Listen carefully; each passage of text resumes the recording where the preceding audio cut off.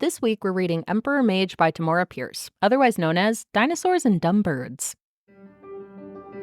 Hi readers, I'm Jordan. And I'm Katie. And welcome to Not Another Heroine Season 2, the podcast where we break down the best and worst fictional heroines of any genre. Because that's what we do now. Want to see what's next on our TBR list? Subscribe to us on YouTube or follow us on Instagram for a sneak peek at upcoming content or to help us pick our next book.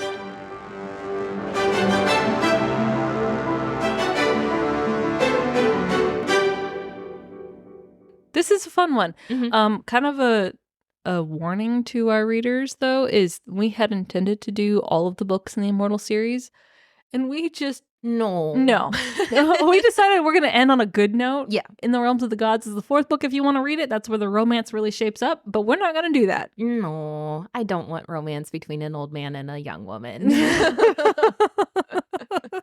I don't. So we're going to pretend that this whole series ends at Emperor Mage. Mm-hmm. That's good. I feel like you kind of get an end in this. Like, I even started reading the fourth one, and I'm like confused why. I think it's just to give you Daine's backstory with her family. Yeah. And then obviously their relationship. Yeah. I am good without both of those. Yep. I'm fine with that. Yeah, so Emperor Mage. Emperor Mage. Daine is 15 and on her way to Carthak as part of a Tortallan peace delegation. Mm-hmm. I love the fact that they're immediately like, Daine, just like, don't talk to anyone. Shut up and sit in the corner, Daine. Yeah. Don't do anything weird, Daine. Yeah. Yeah, Daine.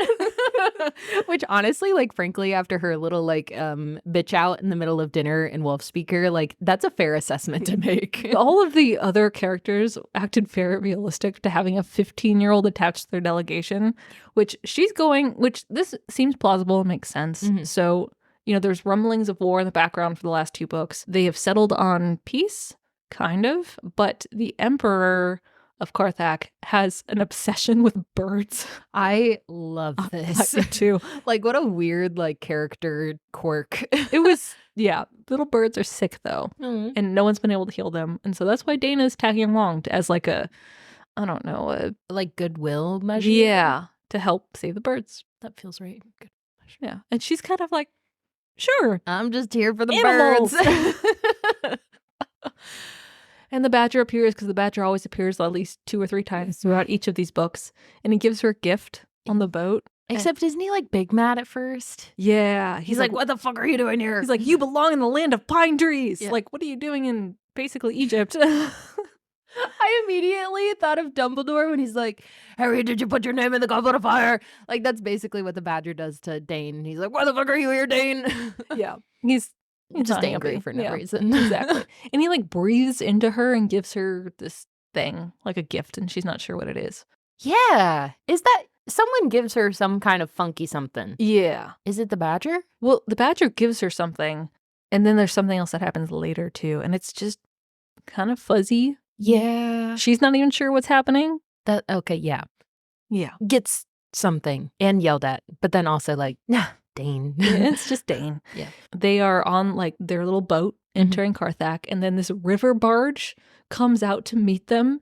And the way they describe the man sitting on this barge, very Egyptian-esque. Yeah. With the little scepter and the little hat. I got 100% Egypt vibes, but I just love the fact that they're surrounded by animals and everyone is very disturbed. Yeah. Okay. So all the animals in Carthak come out to like the coastline to greet this incoming Tortallan delegation. Like, and everybody's like, what the fuck is happening?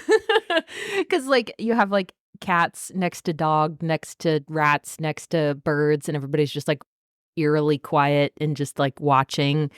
And they're like, this is kind of scary. Very. And it's like, hi, friend. Yeah, they're just like, woo, Daine's here. Have you seen Enchanted with Amy Adams? Yeah. It's a Disney movie. Mm-hmm. That's what I pictured. Her talking to all the rats, like as she's cleaning the apartment. Yeah. I got that impression too. Yeah. Because rats are like a big thing in this book, which I no.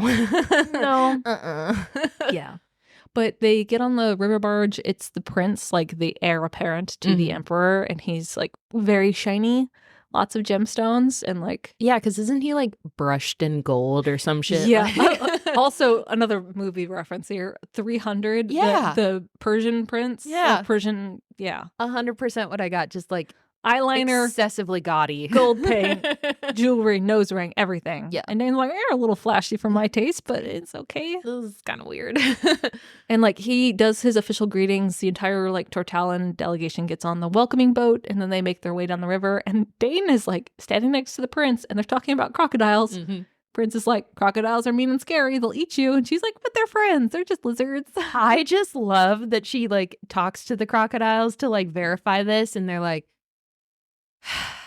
I'm just hanging out. Like, please don't fucking talk to me. Like, it's kind of cold. I'm just like sunbathing right now. Like, leave me the fuck alone. But if you jump in this water, I'm absolutely gonna eat you. Yeah. They basically tell her, like, don't get in the water. Don't get in the water. Also, your friend is right. We will eat him. I just like that they're like, yeah, this is who I am. I've never related to an animal more. No. It's like, I can't change who I am. I'm just hanging out. But like, as they're talking about these crocodiles, there's another boat going by, and Daine sees this kid running after an animal. The animal falls overboard and starts drowning. And so little baby monkey. she jumps overboard into the river with the crocodiles, and all of the adults in the delegation are like, Jesus Christ, this is exactly what we were talking about. Daine. So she rescues the little marmot monkey thing. Mm-hmm. Numair's magical fire lifts her out of the river, and she's on the boat, and yeah. And she has a new monkey friend. Yeah, named Zek. Oh, I was going to say Fez, and that's not right. No. I also think it's funny that I have read 2 books back to back now that feature falling into a river full of crocodiles. Oh, that's right, because your pick of the week. Oh, it should be for this. Oh, spoiler. My book is about a woman falling We into a recorded river. it in the past. Weird. Like, my brain is not comprehending this NASCAR racetrack of time. We haven't been able to get it right in a year, so it's fine. That's fair. Yeah. But you have that to look forward to. Crocodiles, but in not a different setting. It's the really same, Egypt. It's the same setting. Yeah, pretty much. Anyway, she has a pet monkey now who is like scared of everything, but also kind of like immediately wants to fight people. Yeah, he's like hiding in her hair, but also peeks out to be like, fuck you. Yeah, that's exactly the impression I got. It's like, you are so small to be like fighting people. Yeah, it's adorable. I feel that though. Yeah. So they land on the river, they go to their quarters, and then they go to their first official banquet with the emperor. Oh, yeah. And this is where they get to meet Numair's ex-girlfriend. This was so Yako. Yeah, because she immediately is like, I'm going to continue being your whore. And he's like, I'm down with that. And then they wander off, and Daine is like, I don't like her. She's like, who's this bitch? What is happening? Well, it was also kind of uncomfy because she's like, oh, this woman has more curves than I do. And Daine is like, it's like, girl, you're 15. Yeah, but like that's the age where you start like noticing that. Yeah. But I also like didn't love that this like girl is just like doing whatever she's doing, and like she's an adult, she can make whatever sexual decision she wants to, but Daine is immediately like, this whore. It's like, we don't need to pin women against women. There's a lot of possessiveness with Numair going on in this book. Yeah, it's just like you don't have to call her shallow because she like hosts dinner. Like that's her job. She's a mage. Like this is what she gets paid to do. Yeah. And she's pretty. Like, oh, what a crime. You can't be pretty. Yeah, didn't love that, but I understand. Yeah. But I did not love. And that persists throughout the book. It's just a reoccurring theme. Daine, Numair's ex-girlfriend. It's great. And then we get the weird like emperor thing that happens in this where he like duplicates his body, and then he like sneaks up on Daine and he's like, hey, my birds. And she's like, why are you in 2 places at once? I thought that was kind of well done though, because like they describe the initial meeting where they do the formal greeting. She bows, meets the emperor, who's like very much like the prince, covered in gold paint, very formal, like gold. Welcome to my kingdom, little human. Hello. But later on, she's like sitting on a bench by herself because she's like obviously in that in-between phase where she's like, I'm just here for the birds and everyone else is doing important things. Just hanging out. And then like her little dragon friend, Kit, who's also like persistent throughout these books, starts chirping. Yeah, she's like, there is something here. Okay, so the dragon can detect when magic is being used. And so she's like, there's an invisible man right here. It's like, I'm getting some weird vibes. Yeah. And then the emperor appears. Yeah, like straight up, like Hi. Hi, 15-year-old girl. Yeah, because It's not creepy at all if you come off by yourself with me. yeah, because he's literally like, do you want to go see the birds now? And she's like, This was like yeah, a white sure. van moment. I know. And Daine hopped in. No, did not tell anyone where she was going. Well, she's like, I'll just leave a note. Yeah, she's like, I think we should tell someone where I'm going. And he summons a servant, tell the Duke that I'm taking Daine to the bird sanctuary. And yeah, that's that letter's gonna get to the Duke, sure. Whatever. Yeah. And she just walks off, and then they meet the birds. And she heals the birds, like right away. Immediately. Yeah. I was very confused by this. I'm like, so were they not sick? Or are they going to be poisoned again? Or like, what's going on? Yeah. So you don't know. Like she makes them better and it's fine. I love at the end of this when she finds out why they're sick. Because as a dog mom, it is so fucking like, I have been there. Yeah. Very relatable. Oh my. And you're like, this is just. Should we talk about it? It's so fucking funny. Let's save it towards the end because That's I think fair, it is worth noting because as a reader, like you're both let down and be like, oh, that actually makes total sense. It's like I've been here. So Yep. keep that in your pocket. There's a stupid reason. It is so dumb. There is no grand plot device with these No. birds. You think that, oh, maybe they're being poisoned on purpose? Uh-huh. No, maybe That's the what I Emperor's thought. doing it to like Yeah. get Daine. Nope. Nope. Nope. Anyway, yeah. So Daine goes back to her room and she almost brings her tiger carpet to life. Yeah. Because that's her new magical power, this book, is Mhm. bringing dead things to life. Did not like this. This was weird. Can you imagine a carpet just getting up? Rawr. No, because so that's what I was wondering. Is it like, would it stay flat? And then it just like, like Puffs up. magic carpet from Aladdin where he like walks on his 4 little like dingly things, but he's just flat. Do you know what I'm talking about? Yeah, I know what you're talking about. Yeah. I don't know. I don't know either because I don't like that. I like that less. Makes me uncomfortable. Yeah. Because like, where are his insides? They're not there. Because he's a carpet. He's been a carpet for a while. And then there's like the mysterious servant woman who's cleaning Daine's room, but she is clearly not a servant. Yeah, that was sus to me because I thought that she was like an assassin or something. She was not. She was just cleaning, just checking on Daine. Yep. And she's like a little bit snarky the whole time. And you're like, that's kind of surprising for a emperor who like cuts the tongues off of, the slaves that work in his like inner slaves. There are slaves everywhere. Like no servants, just slaves. I also don't love that because like there's no broader conversation about, slavery. So in the beginning on the boat, before they like cross over to the river barge, the Duke who's leading the Tortalan delegation, he's like, okay, so they have slaves here. And, we're just not going to comment on what they do in their own country because it's their right. And we're like, this is not the kind of message we want to send. That gives me such like American politics vibes of like, we're just going to meet with these like horrible mass murderer dictators and like don't comment on it. We have other agendas we're trying to fulfill. And it's like, no, I think you need to maybe talk about the war crimes. Maybe. And everyone's okay with it. They're like, yeah, okay, well, we don't like it, but we're here for a different purpose. It's like, bruh, like not good. No. So yeah, she meets the servant and then she like meets up with the prince. What's his name? I could not tell you. It starts with a K. Chris? Yeah, Chris. It's definitely not Chris, but he's going to be Prince Chris for the rest of the book. And he's like being forced to like shepherd the delegation around and do all like the touristy shit in the city. Mm-hmm. So he and Daine pair off. And he's like, let's go check out the menagerie and I'll show you some cool stuff. And this was, I thought, a nice touch because he takes her to the menagerie and she's prepared to see animals in cages. And it's actually like modern zoo, like habitats and nice enclosures and stuff. Yeah. And so Daine makes the internal comment like, oh, well, it took years for like Tortal to like get on this game and we're still trying to get better. Meanwhile, Ozorn, Emperor, Evil Mage, is like treating all his animals really well. But still has slaves. It's okay because he loves animals. So yeah. It balances out. Redemption. Yeah. So there's the menagerie and then they see they have an immortal menagerie. Did not like this part. Yeah. The storm. Can we talk about the like killer unicorns? Yeah. What? They just appeared. Killer unicorns appeared in this book. I did not, because they just like gloss over it. She's like, wow, they have a lot of animals. They have these and these and these and killer unicorns and these. And I was like, can we back up? Why are they killer unicorns? So apparently they're just like evil killer unicorns in this world. Like, what does she have against unicorns? I don't know. And the winged horses are also evil, the Huroks. Yeah. It's like, what you got against horses? But you liked horses in the first book. Uh-huh.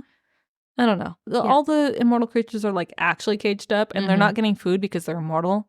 So it's really bad. And then they have the Stormwing king and queen. Yeah. And they're an actual ruler, and they're just chilling in a cage. Yeah. And it's important because some people think that they are not alive, but they are. And it was apparently the part of the deal so that the Stormwings would like put in their lot with the Emperor. Yeah. Like there's a peace with the Stormwings and Mhm. and the Karthaki Emperor or something like that. Yeah. And then they also get a tour of the Hall of Bones. Dinosaurs! There are fucking dinosaurs in this book. So it is just like our dinosaurs. The Hall of fucking Bones, just dinosaur replicas everywhere. Mm-hmm. Have you seen the Pacific Science Center? Yes. It's in Seattle. They have like all those like the animatronic dinosaurs. Yeah, that's exactly what I imagined, even though they obviously don't have, robot dinosaurs. But that's what I imagined. Yeah, pretty They're much. just some little exhibits like. Have you seen like actual dinosaur like bone exhibits? I think so, but for some reason I feel like I've only seen the robot ones. They're really cool and also terrifying. I think it's the Natural History Museum in Chicago. They have Sue, the T-Rex. Oh. Terrifying if you think of something that big existing ever on this planet. But yeah. Because that's how I felt when I went to the Natural History Museum in DC, the like big one, because they have all those animals, but like stuffed or whatever. Oh, yeah. I didn't know elephants were that big. So I can only imagine dinosaurs. Yeah, there's mammoths here too in the Hall of Bones. Yeah. Yeah. So Daine's like, I've never seen these before. I really liked the magic system here so we also get to meet Lintal Reed, who's Numair's former teacher. Oh, yeah. Old wacky mage dude. Yeah. And he's like, so he's explaining how the dinosaur skeletons were assembled, and it's like bard magic where they play a flute and the bones like sing to each other and come together. I skipped past that. That's so cute. I thought that was a nice touch. Well, yeah. I'm also imagining Animal Crossing, the neighborhood one, where you can find fossils and they make little like bone fossil dinosaurs in the museum and you can look at them and. Oh, yeah.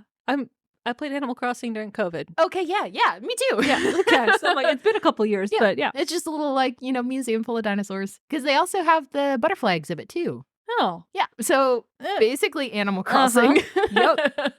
So she takes a tour of the city with the prince and she sees all these cool things. And then there is another banquet that happens. This book is like punctuated by formal banquets, it seems like. Yeah, I was about to say, I don't remember what happens during this one. The Stormwings come visit. Oh, I do remember what happens in this one. Okay. Yeah. So at another formal dining event where Daine is like bashing on Numair's girlfriend, who he's like currently sleeping with in this book. Yeah, like actively getting busy with. Yeah. So Lord Rickash from Wolfspeaker, that Stormwing, and King Jockun, other Stormwing. Sure. They like appear as part of like the dinner party, and Daine's like, well, did you know that there's some Stormwings that are like sitting in a cage in the back? So and Rickash is like, they're what? Yeah. So like Daine tells Lord Rickash that privately because they have like this cute bantery style, like he's like, oh, human, you're not that bad, but I still don't like you. And she's like, I still don't like you. But she reveals this, and meanwhile, like during the banquet, they're talking about the alliance with the Stormwings and stuff like that. Oh, is this the part where he like finds out about that and then they go to Emperor Orzon and he's like, here is a feather. If you ever, are in horrible circumstances and you need to fly away, stab yourself with it. And it's like, that feels loaded. And you will never face the god of death or something like that. Yeah, it's like, I have some questions. Daine spies Lord Rickash having a conversation with the same weird servant lady she found in her quarters. Oh, they do talk, yeah. Yeah. And that's part of the whole thing. And then, like, later on, Daine's like, hey, are you molting? I found a feather of yours. And, like, Lord Rickash, this dumb bitch. No. But please go give that feather to Emperor Ozorn for me as a gift. And so that happens. It feels so sus. Like, at the time, I was like, oh, like, That's interesting. Like, I wonder, he heard some, like, obviously questionable news, and now he's, like, giving them a gift. Like, I wonder if that's going to come back. And it does in a really horrible way. In the best way possible. Yeah. It's, like, good but bad. Yeah, so that is, like, one of the highlights, I think, of the plot is that development. And then, like, the next morning or probably a few mornings later, Daine's like, I'm going to sneak off and check on the birds, see how they're doing. And so she changes into a sparrow, like, and is just flying around the bird sanctuary. And then she, like, sees the flock of birds ahead of her, like, flying directly to Ozorn. And she's like, oh, I'm a sparrow. He's going to know I don't belong here. So she goes and hides in a tree. And then she notices that it's not just Emperor Ozorn. It's him and Numair. This part's freaky. So I read this scene so many times as a kid. Like, I flipped the chapter, saw the name of the chapter, which is, like, Strange Conversations. And it triggered so many memories in me. I'm like, why did I love this scene so much? And it is so gross. It's horrifying. Yeah, do you want to talk about this scene? I think you should. So Ozorn and Numair are kind of having a little, like, tete-a-tete. But they're, like, beefing. Yeah, they don't get along. And it turns out they were, like, friends kind of before Numair escaped Karthak. So Ozorn is basically giving Numair shit. Be like, so are you sleeping with her animals as well as her? Talking about Daine. And Numair loses his shit and tries to punch, like, Ozorn in the face. It doesn't work because he's a fucking mage. Yeah. And, like, there's, like, a magical shbarrier. Also an emperor. Shouldn't do that. Peace delegation. Any of that. Y'all gave Daine so much shit. Yeah. And so, like, Numair stalks off after this. And Daine's, like, in her little bird form, like, that was... This is not good. It's not really good. And then... It gets worse. Horrifying. Ozorn creates a copy of Numair and proceeds to...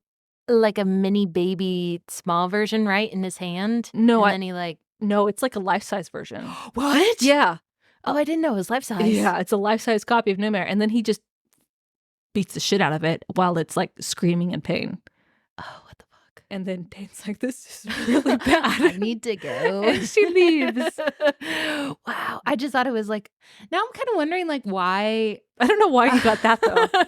Because I thought it was, like, a mini... one in his hand, and then he, like, smushed it really slowly as it was, like, screaming. That's an interesting take, but no. There's just not good things like happening. A Polly Pocket version of Numair. That's what I imagine. Just, like, a little, like, life size, and he's just like, sorry. I don't know what's happening anymore. I don't know where I got that. Fever dream. Yeah. So that happens. Daine's like, well, that's not the right behavior when you're on a formal delegation. This is gonna come back to haunt us. Yeah, Alana's on this visit too, but she really has no formal role whatsoever. No. I feel like they're trying to make Alana like an older sister character for Daine, but she offers not really any advice. Yeah, there's like 2 points where Alana like interacts with Daine, and so Daine tells her about Numair losing his shit on Ozorn, and Alana's like, that fucking idiot. Because like nothing comes out of it. Like she's like, yeah. And then like Daine finally has like later on has to pull Numair aside and be like, hey, buddy, I can bring dead things to life now. But before she like does that, she's like, can we go talk in your room? And Alana says, oh, you can't go together by yourself because that's improper. It's like, what? They were together, like, camping for, like, a month and a half. And now it's not okay? And I was like, I got some questions. Because, also, when do they go to the university? And they meet, and they see the room, and there's, like, a body. I think it's a little bit later, but it's coming up. Yeah, it's, like, almost right now. Oh, sorry. Nope, totally fine. Like, there's a university scene in this for some reason. Okay, so before we get to the university scene, there's one more part which is also kind of icky, which they're on another dinner party or boat thing, and like Daine and the prince are having like a nice little one-on-one conversation, and they're bonding, and she's realizing he's not just like a painted gold pretty boy. Oh, I know where this is going. And Numair, like, out of nowhere, strides up, sits at their table, and he's like, hey, but aren't you getting married soon? You can't be like messing around with my girl here. Yeah, because I kind of felt icky about it. I was like, they've been hanging out like fine this whole time, and like, why did you have to assume that they're like being like weird? And like, also you're making things so awkward. It was very awkward. But Numair's like basically warns the prince away from Daine after like everyone was encouraging the prince and Daine to spend time together. Yeah. Don't love it. No, this No. is the beginnings of the weirdness Mhm. between Numair and Daine. There's like dashes of it throughout this book. And Yeah. each time you're like, that feels weird. Yeah. And then you go back to normal. And then it like comes again and you're like, where is this going? Yeah. Well, we were talking before we off page Mhm. about how gender neutral the prince is portrayed as. And, like, Yeah. he's not even like a male character to Daine. Mhm. He's just kind of this royal entity. Yeah. Because I got kind of like fun, flirty vibes where it's like, we're friends. But like also like, we're not really friends, but like, we're friends. And like, we're going to make jokes and like, I'm going to tease you a little bit. Like, older, like slightly older, like son of your parents' friends. Yeah. You know what I mean? Where it's like you guys are shucked together because you're the same age-ish, but Yeah. he's like a little bit older and it's like, yeah, kid. But Daine like never like observes him in a No. like romantic way, which that's what you would expect. Yeah. Which annoyed me because I assumed that this was going to be the romantic interest for Daine. Mm-hmm. And then apparently not. Nope. No. Well, soon after this is where they go to the university. Because the prince is studying there, right? Mhm. Yeah. Oh. And I think he likes the Lithrol Woodle. Lindhall? There we go. Aren't they like friends? Yeah. So there's like this weird kind of dynamic, like weird in a good way. Yeah. Where the prince is like involved with the university and seems to be less showy gold paint than he appears to be. Yeah. Because isn't his like magic study like agriculture? Yeah. Or something? He can grow Yeah, plants. love He's a that. gardener. He's the gardener of the mage world. Because he like kind of reveals to Daine, I thought, in some conversation where he's like, yeah, I mean, my uncle, the emperor, is like all like battle mage or whatever. And like, I grow agricultural work. potatoes. It's like, that is such a like university specific, like, I'm getting my advanced degree in botany. Yep. It's cute though. It was refreshing. So they have like a little like Numair, the prince, and Lindhall and Daine all like meet up in Lindhall's office and they're talking about like magical stuff and like she brings a little skeleton bird to life. I love him because isn't his name like Cookie Bones or Something like that, yeah. And then he's just alive forever. Yeah, and there's this is where she sees like this shady body thing. Yeah. Like in a closet covered in a shroud. I also love the fact that Daine's like, that's weird, and then goes about her business. Yes, it's like she notices things and then he promptly forgets everything. I know, it's like you just saw a dead body. Yeah. Who apparently is not actually a dead body, but like kind of a dead body. Yeah. Yikes. Keep that in your pocket too, because that's going to It's come back gonna- later. Yep. Mm-hmm. And then not a whole heck of a lot happens. Like she meets, like you get a lot of cultural immersion throughout this book where she meets like animal handlers that are a specific tribe from a different region on the continent or something like that. Oh, yeah. I feel like I had their name in my head and then I lost it. For some reason, I was picturing like Aborigines. Yeah, that's what I did too. Yeah, but they all have like a specific animal that they're bonded to, and they have the same type of wild magic that Daine does. And like they see Daine and like, oh, you're a god, and Daine's like, I'm not a god. It's like, what are you talking about? You're ruining the dinner party. So there's like little bits and pieces like that where she starts interacting with like the population and seeing how the slaves are treated, and it's like it just all seems to kind of go over her head a little bit. Yeah. She's just vibing. Yeah. It's like, maybe not just vibe. There's like a token scene where she's like competitive with the boys at the university, the training yards or something, where she outshoots them. Okay, so that part was like a little bit cringy because it's just that quintessential like, I'm gonna write in male-female dynamics where like they don't respect her because she's a woman, but then she does something really impressive and then all of a sudden she's worth something. It's like, how about you just like respect her because she's like a woman? Also, I didn't appreciate that they had to give her some sort of like warrior battle trope. Yeah. Like Daine's thing is the animals. Yeah. Like she doesn't need to like be a fantastic archer or a swordsman or anything like that. Nope. Yeah. That irritated me. Yeah, too, that 'cause was it's like, why? It was like a token insert, like, oh, for all the girls that like the battle-y stuff. Yeah. It's like, that's no. So I think the next thing that really happens is like Daine is invited, or no, Daine goes to the bird sanctuary again. And this is where we get the reveal. Oh. Dude. So she realizes the birds have gotten sick again. And she's like, what the fuck, man? Like, I fixed you already. What is going on again?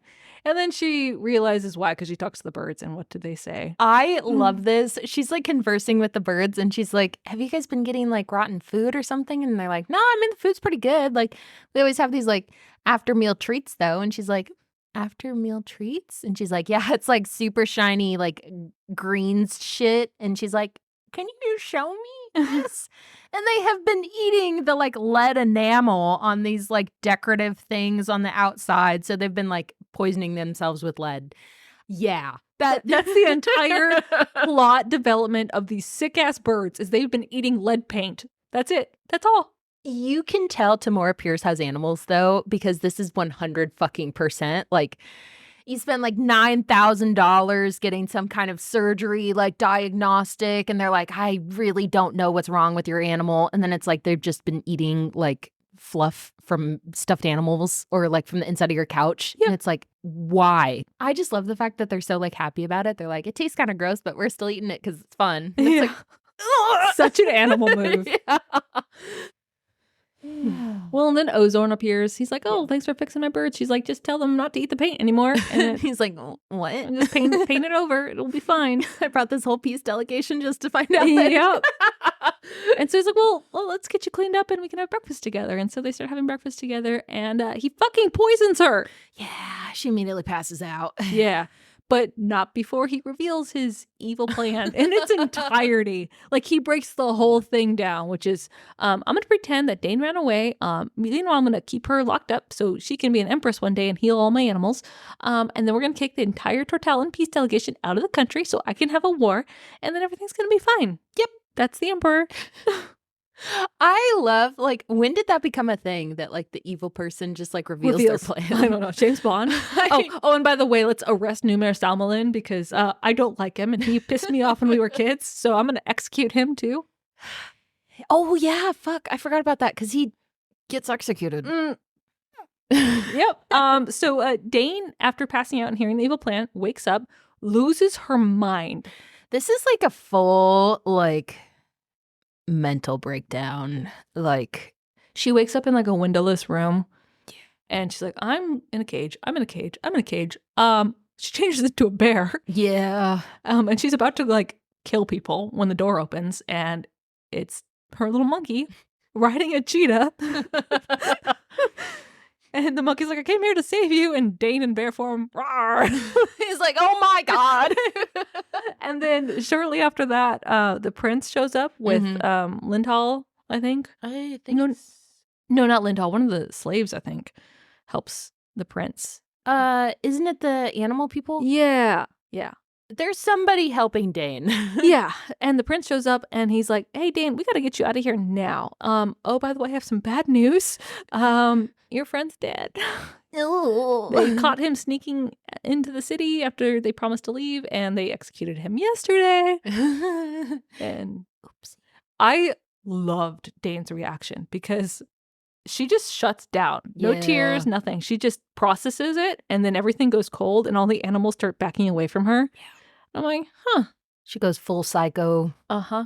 Like, everyone's terrified of her. But then she surprisingly goes into, like, planning mode because she immediately is like, tell everyone to leave because I am going to destroy this entire city. My reaction to learning that my, like, romantic interest / teacher friend thing was executed would not be planning the destruction of an entire city. No, like, I feel like that comes after, you know? It's the, like, 7 stages of grief or whatever.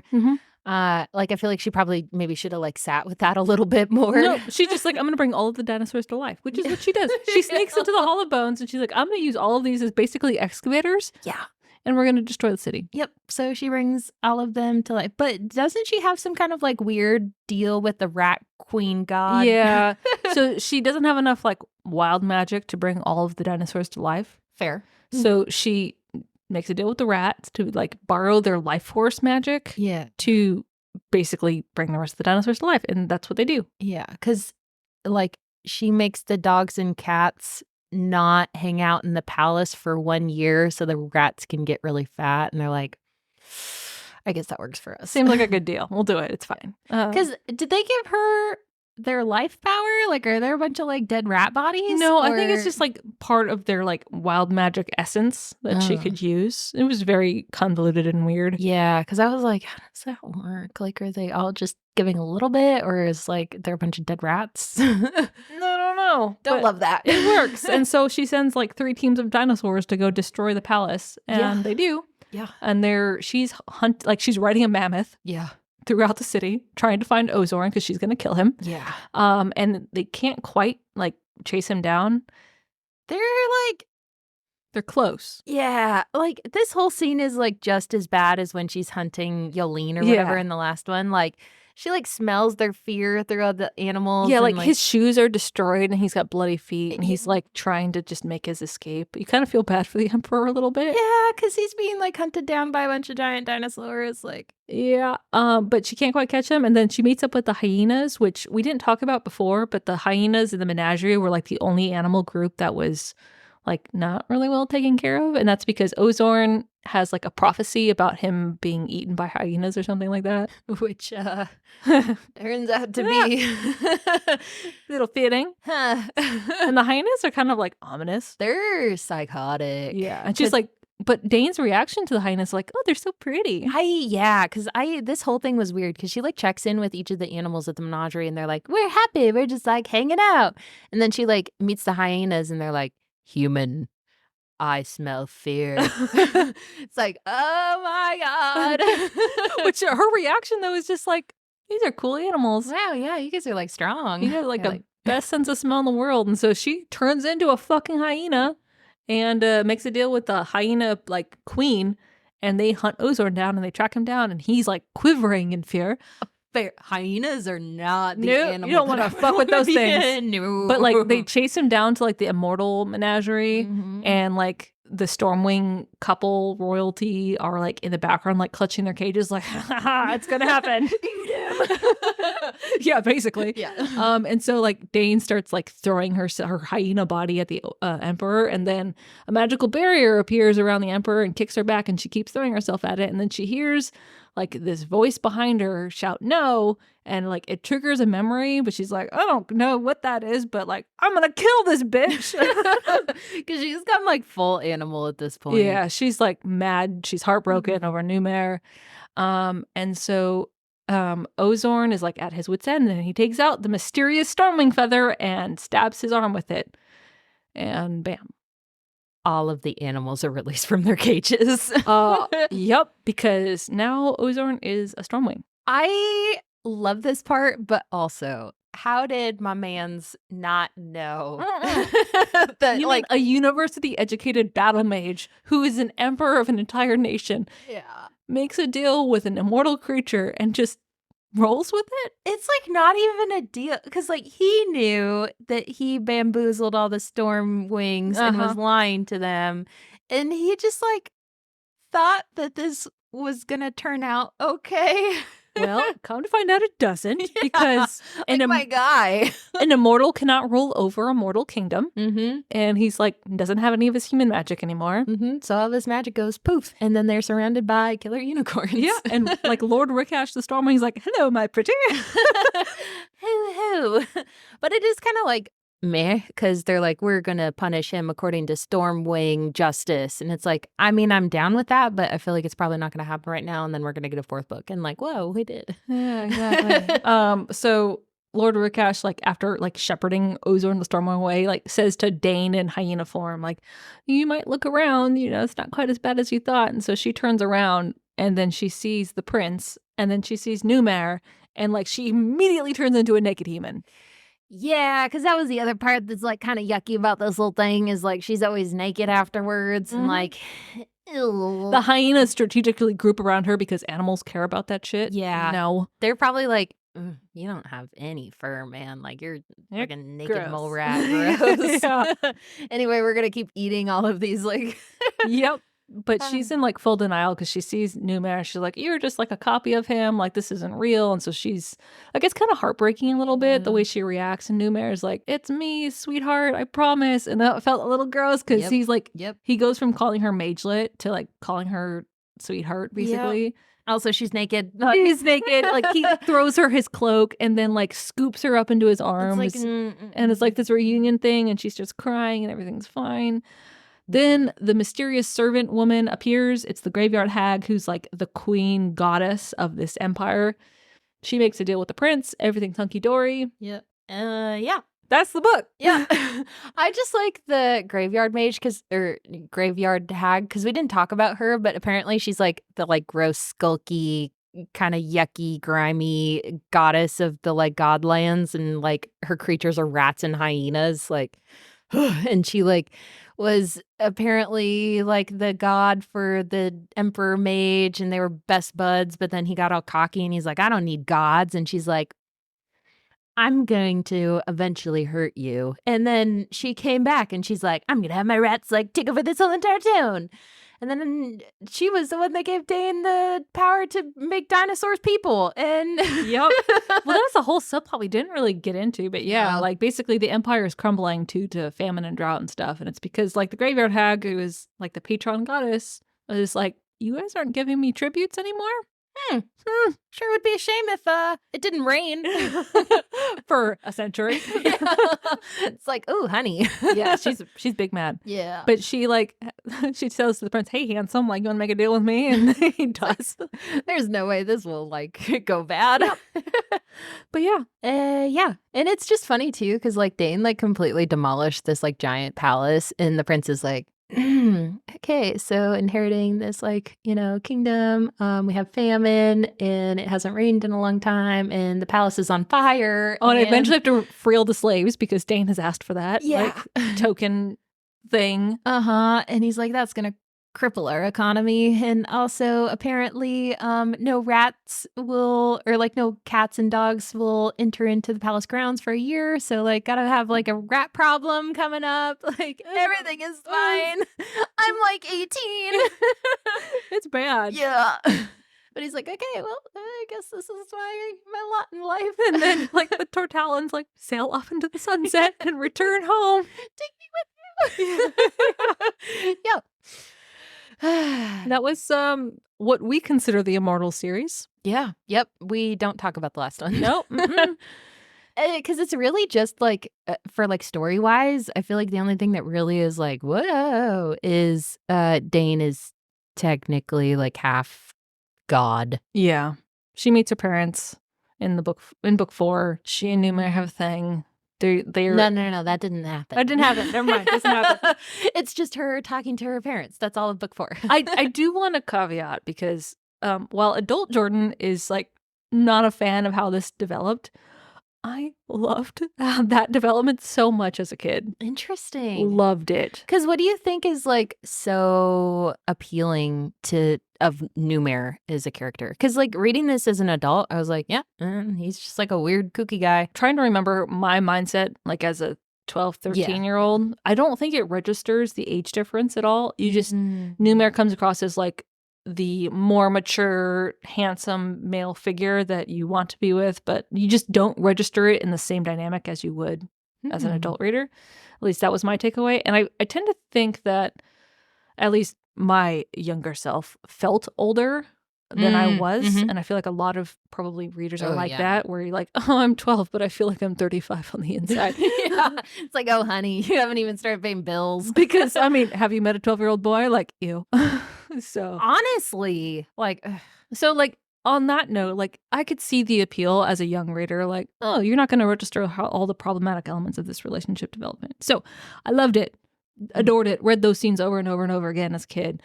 As an adult, totally recognize that this is not an appropriate like relationship. And no matter if it's fantasy or contemporary fiction, it's just, there are so many better choices. Because that's what I was confused by. Because like reading this only as an adult, like having not had read this, there we go, when I was younger, like there was no romantic underpinnings at all. So like I'm still surprised that like that's where it goes, because it just feels like a adult like mentor relationship.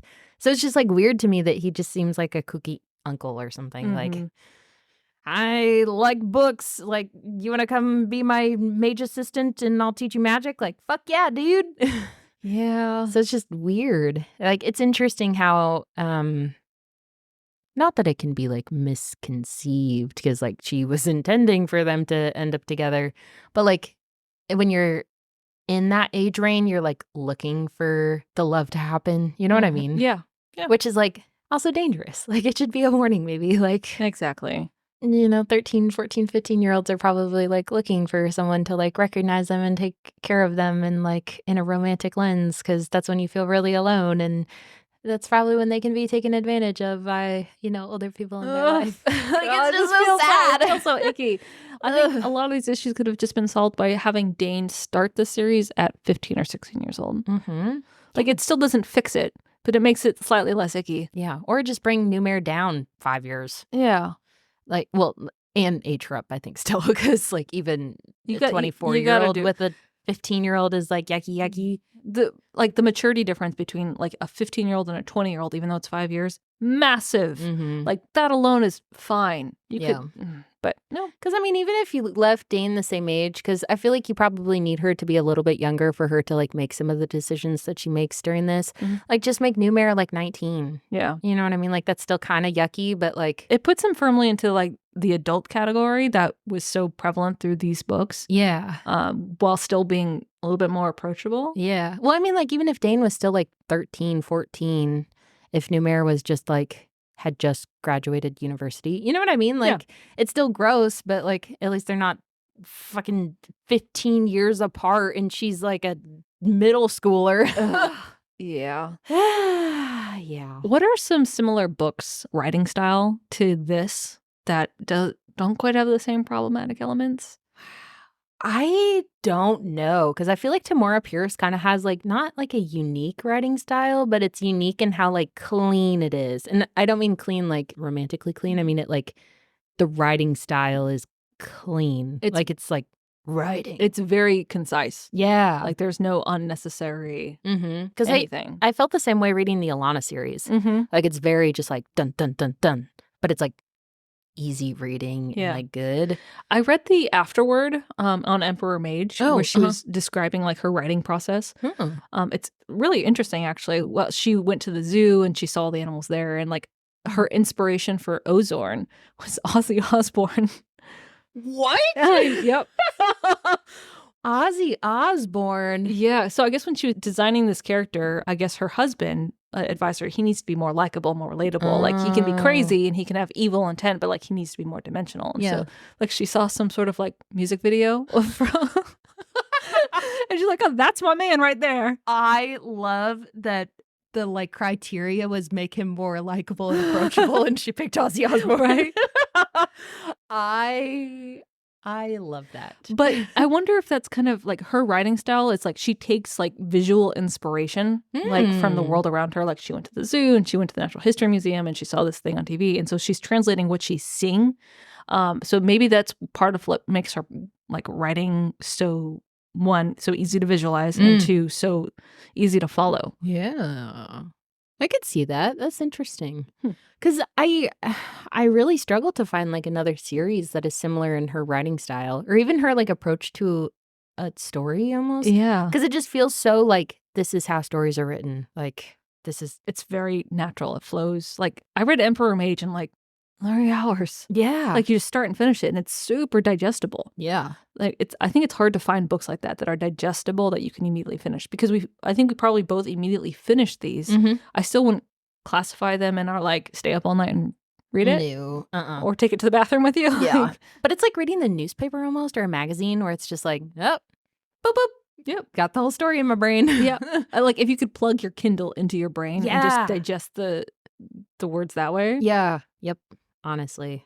Because even some of the books that I've read that are like more, because Thorn kind of has a similar. Yeah, that's what I was going to say too. But even Thorn is like a little bit different. Like, I don't know. I don't think I can quantify the difference, but like Thorn feels more fairy tale-y. Yeah. And this feels like more like YA. There's definitely some more like childish word choice. Like it's the vocabulary is a little bit, I don't want to say dumbed down, but simple. Yeah, yeah. And there's some like modernisms in the dialogue that like not awful, but like definitely something like a kid would recognize. Because I feel like if you were looking for something like aged up in all of the like concepts are a little bit more like not convoluted, but like advanced. I feel like Naomi Novik is pretty close. Yeah, same brain. Mhm. Exactly. Yeah, because like Uprooted by her, Spinning Silver, Mm-hmm. they're like fairy tale-esque, but like if you were approaching fairy tales as like a 21-year-old maybe. I'd say, well, I don't think you haven't read Patricia C. Reed, right? I don't think so. She's another like older author. She did the Dealing with Dragons series, which is also like child YA books, but like same kind of pacing. I feel like we've talked about her before, and that's why it feels familiar. Yeah, probably. Because didn't Naomi Novik do like a dragon book too?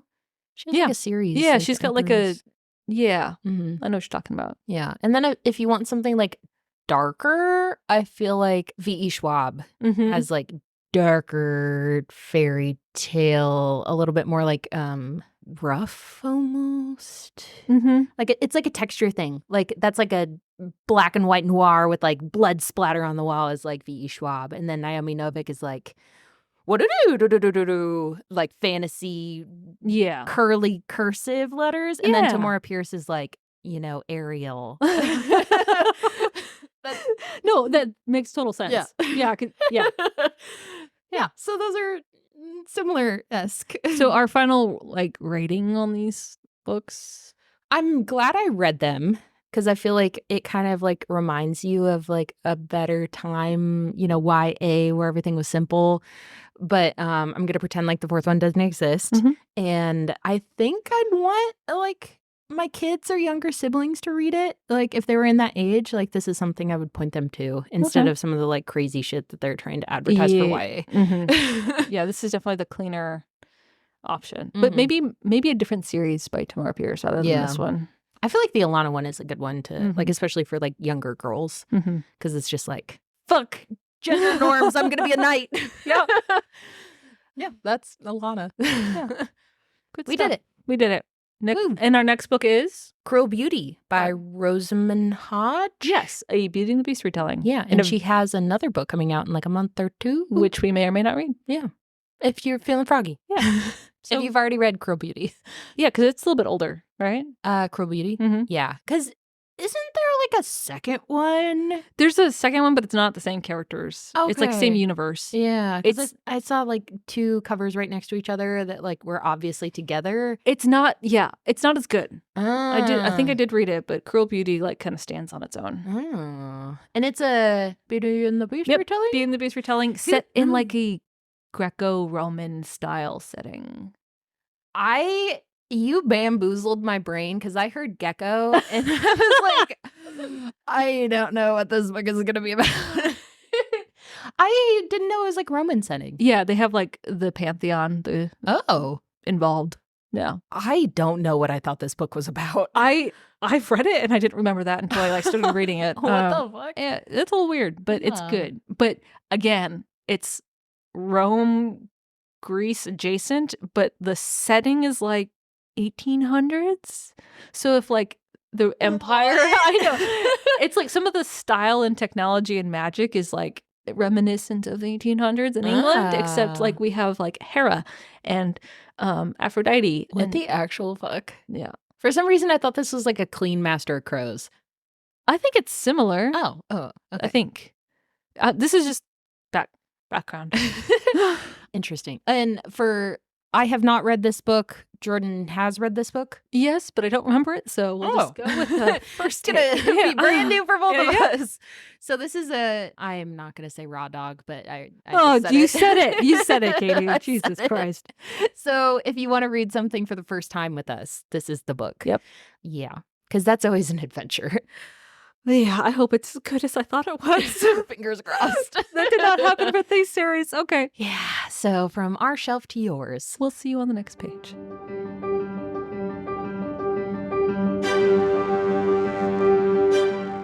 Hi, readers. If you'd like to help us pick our next book, send us a message on Instagram. Or if you'd like to just listen, we post new episodes every Monday and Wednesday on Spotify, Apple, and Amazon. Thanks for listening. Bussin'.